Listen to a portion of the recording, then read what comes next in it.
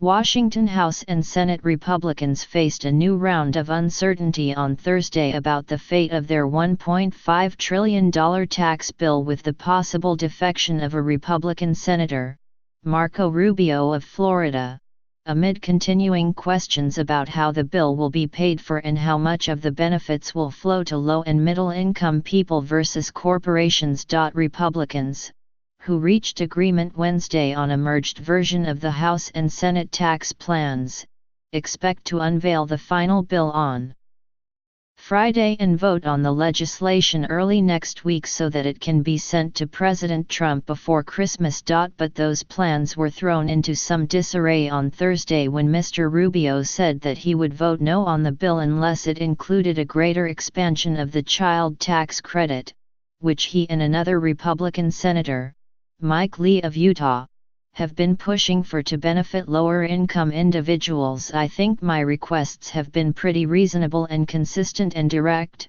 Mr. Rubio said.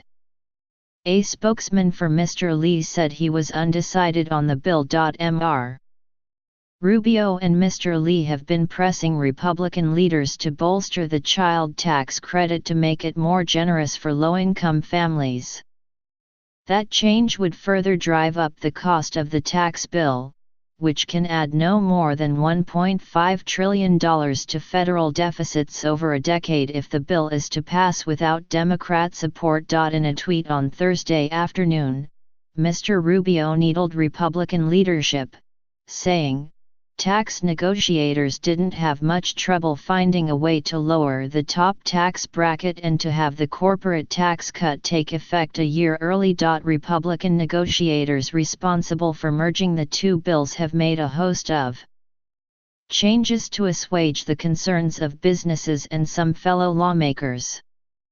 Those tweaks, which include eliminating the corporate alternative minimum tax and dropping the top individual tax rate to 37% from the current rate of 39.6%, are expected to drive up the cost of the bill and will need to be paid for to stay in the $1.5 trillion box. We're literally trying to squeeze about $2 trillion in tax reform into a $1.5 trillion box, and that's been a problem, Senator Ron Johnson, Republican of Wisconsin, said this week. Mr. Johnson held out on supporting the initial version of the Senate tax bill until it gave more generous tax breaks to so-called pass-through businesses, whose owners pay taxes on profits through the individual code. Republican lawmakers have so far said little about how the final version of the legislation will be paid for, other than agreeing to nudge the corporate tax rate to 21% from the 20% in both the Senate and House bills. The present tax rate is 35%. One idea under consideration, according to Senator Tom Tillis, Republican of North Carolina, is raising the tax rate on profits that companies have parked overseas. But on Thursday, Republicans were running out of time to make changes and showed little patience for acceding to new demands.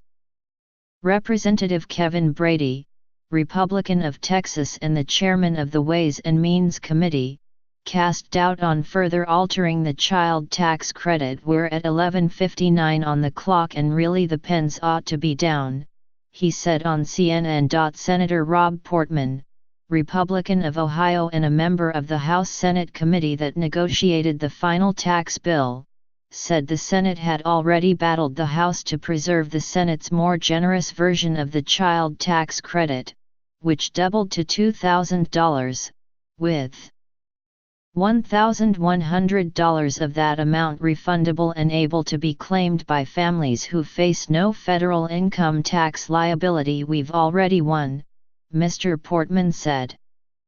"We should take our victory."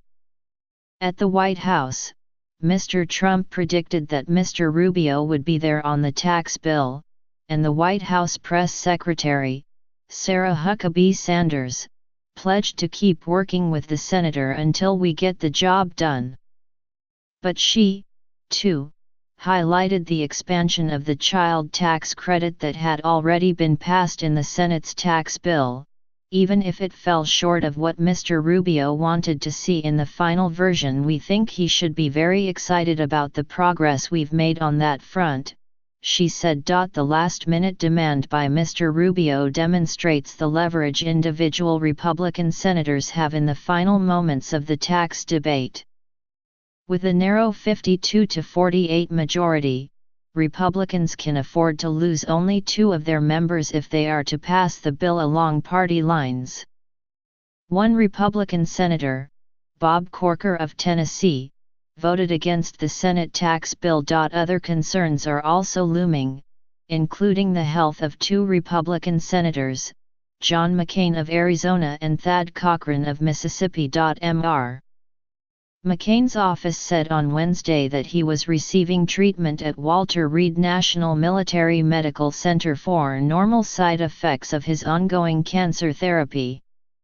And on Monday, Mr. Cochran had an outpatient procedure to address a non-melanoma lesion on his nose, a spokesman said, though the senator expects to vote in the Senate next week. On Thursday, the White House said that Vice President Mike Pence, who would break a 50-50 tie in favor of passing the tax bill, will delay a planned trip to the Middle East so that he can preside over the tax vote next week. House and Senate Republicans agreed in principle on Wednesday to the framework of a merged bill, which will scale back some popular tax breaks compared with the current law, including the deductibility of mortgage interest and the state and local tax deduction. The final tax bill will allow a deduction of up to $10,000 in state and local taxes.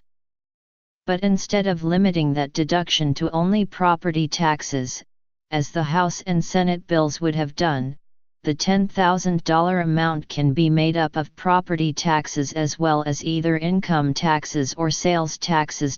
When the House passed its tax bill last month, 12 of the 13 Republicans to vote no were from California, New York, and New Jersey. On Thursday, Representative Leonard Lance, Republican of New Jersey, who voted against the bill, said he would again vote no on the final bill. "I favor retention of the deductibility of state and local taxes in their entirety, and I'm sorry that that was not the view of the conference committee," Mr. Lance said. "For me, $10,000, regardless of the configuration, is not strong enough." Representative Peter T. King of New York, another Republican who voted against the House tax bill, also plans to vote against the final bill, a spokesman said. By pushing ahead with a limit on state and local deductions, Republicans could also be setting themselves up for political losses in higher-end coastal suburban districts that currently buttress their House majority. Those districts disproportionately house the upper-middle-class families that would most likely face tax increases if the bill becomes law, because they currently deduct such a large amount in state and local income and property taxes. Democrats have targeted many of those districts for 2018, including parts of California, New York, and New Jersey, which underperformed for Mr. Trump in 2016 relative to previous Republican presidential candidates. "This bill is a suburban tax, plain and simple," Senator Chuck Schumer of New York, the minority leader, said on Wednesday. Democrats scored a victory on Thursday night when the Senate parliamentarian ruled in their favor that the repeal of the Johnson Amendment, which prohibits churches and charities from engaging in political activity, would not be allowed under the process that Republicans are using to pass a tax bill with a simple majority. The House tax bill included a rollback of the 1954 ban, while the Senate version did not. It was unclear whether Republicans intended to repeal it in the final bill, but Mr. Trump has made chipping away at the law a priority. The ban has also been a key focus of groups on the religious right. The final bill adds back many of the prized tax breaks that were stripped by the House legislation, including allowing taxpayers to continue to deduct high out-of-pocket medical expenses and the interest paid on student loans. It will also continue allowing graduate students who receive tuition waivers to avoid paying taxes on that benefit. The bill also contains the Senate's repeal of the Affordable Care Act requirement that most Americans have health insurance or pay a penalty, and a provision that opens the Arctic National Wildlife Refuge in Alaska to energy exploration. On Thursday, Republican leaders continued to express confidence that they were getting close to passing the most sweeping tax overhaul in decades. Mr. Brady has scheduled a signing of the signature sheets for the conference report, which is the deal that has been reached between the House and Senate lawmakers on the Congressional Conference Committee from 10 a.m. to noon on Friday. A majority of the House and Senate lawmakers who are on that committee have to sign affirmatively for the bill to move forward.